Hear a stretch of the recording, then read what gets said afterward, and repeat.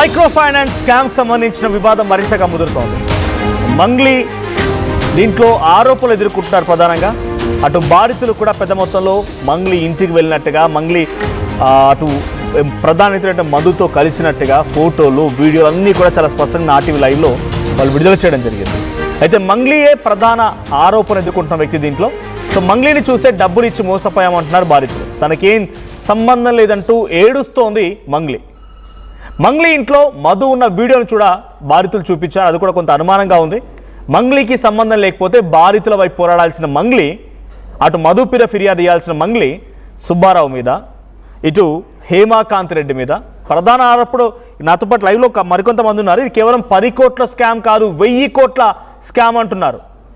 1000 కోట్ల స్కామ్ అని చెప్పి స్వయంగా చెప్తున్నారు అంతా కూడా.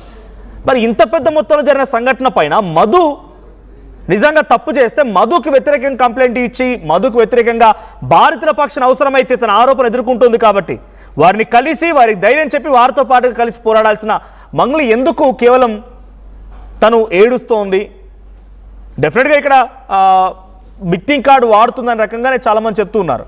విక్టింగ్ కార్డు వాడుతుందని రకంగా మాట్లాడుతున్నారు. మంగ్లీ ఎందుకు మధు మీద ఫిర్యాదు ఇవ్వడం లేదు, మధుకు వ్యతిరేకంగా ఎందుకు మాట్లాడడం లేదు? హేమాకాంత్ రెడ్డి, సుబ్బారావు. అసలు ఈ హేమాకాంత్ రెడ్డి ఎవరు, సుబ్బారావు ఎవరు? సుబ్బారావు అడ్వకేట్.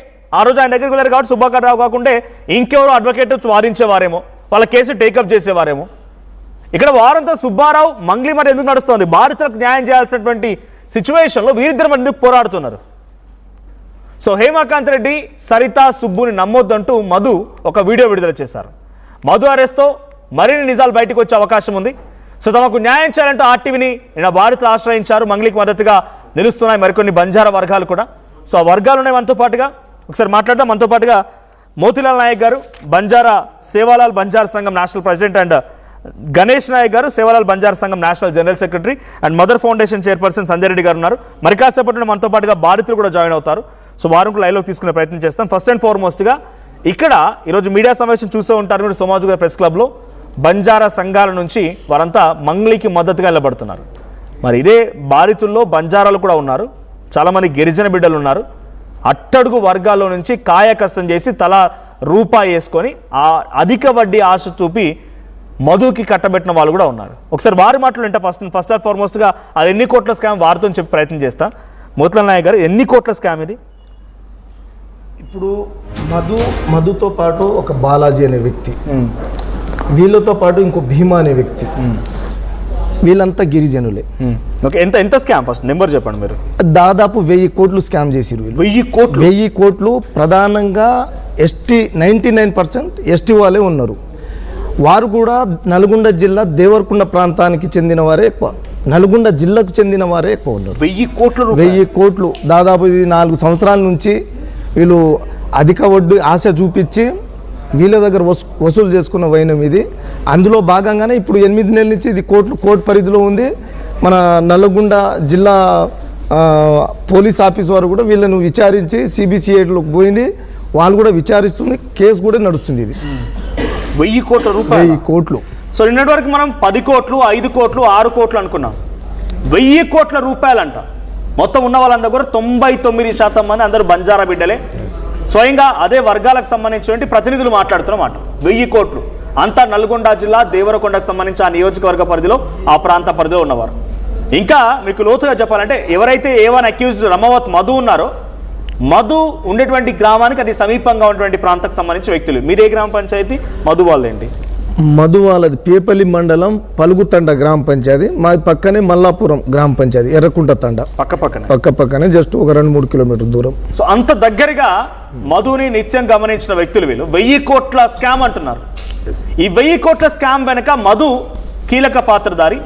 అయితే బాధితులంతా, ముఖ్యంగా నిన్న మనకు ఆర్టీవీకి వచ్చినటువంటి బాధితులు కానీ, సో నల్గొండ, దేవరకొండ ఆ ప్రాంతానికి సంబంధించిన బాధితులు ఎక్కడ బయటికి రావడం లేదు ఇప్పటివరకు అయితే. బట్ కొంతమంది GNIలో పెట్టుబడి పెట్టామని, శుభక్షేత్రంలో పెట్టుబడి పెట్టామని కొంతమంది వస్తున్నారు. 1000 కోట్ల స్కామ్ అనే విషయం చాలా సంచలన విషయం. పక్క గ్రామస్తులు, ఆయన ఒక సామాజిక వర్గానికి, కమ్యూనిటీకి ప్రతినిధిగా చెప్తున్నమాట. 1000 కోట్ల రూపాయలు. దీనన్నిటికీ వెనకాల నిజంగా మంగ్లీ ఉందా?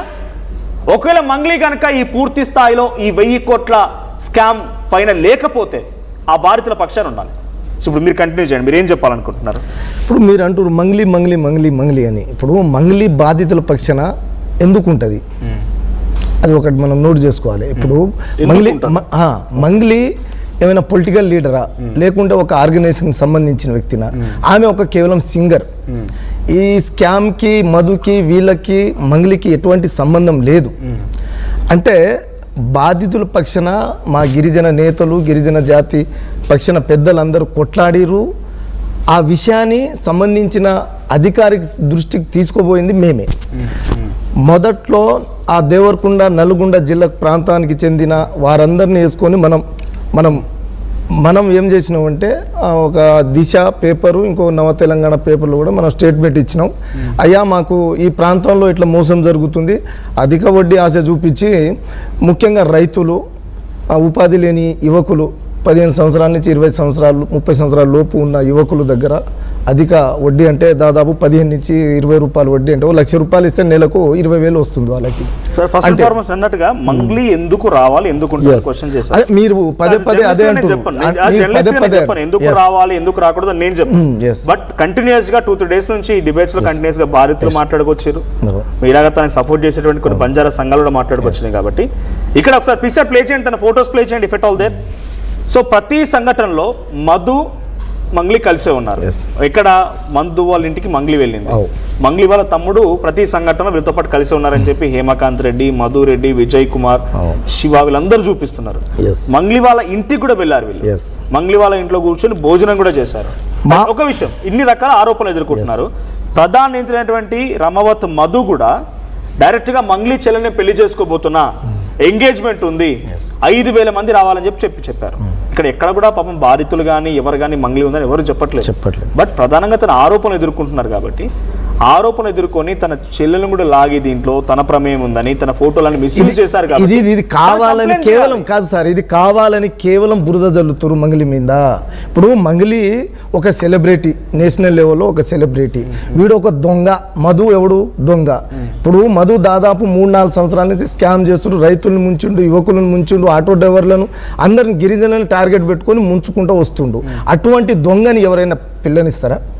వాడు చెప్పుకోవచ్చు నేను మంగ్లీ అంటే ఒక ఈవెంట్ లో మీరు ఎట్లా పరిచయం ఎవరిని ఫోటోలు అని అంటారు కదా, ఒక ఈవెంట్ లో మా ప్రాంతానికి వస్తే మేము తండాలుగా ఎగబడిపోయిన సందర్భాలు ఉన్నాయండి. మంగ్లీ సెలబ్రిటీ వచ్చింది, పోయి చూసినాం. ఆ సందర్భంలో ఆ ఈవెంట్ని మొత్తం ఇన్ఛార్జిగా ఎవరు? మంగ్లీ వాళ్ళ తమ్ముడు. ఆ తమ్ముడు ఫోన్ కాంటాక్ట్ మధుతో పాటు ఆ రోజు మధు కూడా ఇంటికి పిలిపించి అదే ఈవెంట్ అయిపోయిన తర్వాత మా పలుగు తండకు తీసుకొచ్చి వాళ్ళ ఇంట్లో భోజనం పెట్టి తిన్నారు, అక్కడి నుంచి వెళ్ళిపోయారు వాళ్ళు. అంటే అదే ఆసరాగా చేసుకొని మధు ఏం చేసిండంటే శివని టార్గెట్ పెట్టి ఫోన్ కాంటాక్ట్ ద్వారా నేను అక్కడక్కడ మోతిలాల్ నగర్ ఒక క్వశ్చన్, మధు దొంగ మీరే అంటున్నారు, మధు చాలా మంది మోసం చేశారు. ఇక్కడ ఆరోపణలు ఎదుర్కొంటుంది పాపం మంగ్లీ, అమాయకురాలైన మంగ్లీ మీరు చెప్తున్నట్టుగా ఆరోపణలు ఎదుర్కొంటుంది. కానీ మంగ్లీని ఈ బురదలో లాగింది ఎవరు? హేమకాంత్ రెడ్డి. ఫోటోస్ ఉన్నాయని చెప్పారు కదా, చాలా సెలబ్రిటీ అండి, ఎవరితోటైనా ఫోటోలు దిగుతుంది. నేను అంటున్నా కదా, ఇప్పుడు ఒక ఈవెంట్ కి వచ్చింది మంగ్లీ, ఒక ఈవెంట్ కి మా ప్రాంతానికి వచ్చింది. మా ప్రాంతంలో మొత్తం బాధితులు బాధిత పడ్డారు. నేను ఒప్పుకుంటున్నా, నేను వాళ్ళ గురించి నేను ఫైట్ చేసినాం. కానీ ఈ రోజు మంగ్లీని అనవసరంగా కొన్ని మీడియాలు లాగుతున్నాయండి. కొన్ని మీడియాలు మాత్రమే లాగుతున్నాయి. సామాజిక బాధ్యత అయితే మంగ్లీకి ఉంటది కదా జనరల్ గా. సామాజిక బాధ్యత అంటే ఇప్పుడు మేడం గారు ఉన్నారు, ఇప్పుడు నేను ఒక ఆర్గనైజేషన్ గా, ఆమె ఆర్గనైజేషన్ రాజకీయ వ్యక్తినా లేకుంటే ఏదైనా పార్టీకి సంబంధించి ఉంటే ఖచ్చితంగా మీరు అన్నట్టుగా బాధ్యత తరపున నిలబడాలి. ఇప్పుడు ఒక ఇంత పెద్ద స్కామ్ జరిగింది, ₹1,000 కోట్ల స్కామ్ అంటున్నారు. ఈ ₹1,000 కోట్ల స్కామ్ లో తన ప్రమేయం నిజంగానే లేదు. ఎవరు తన పేరు ఉంది, తన వల్లే తనకి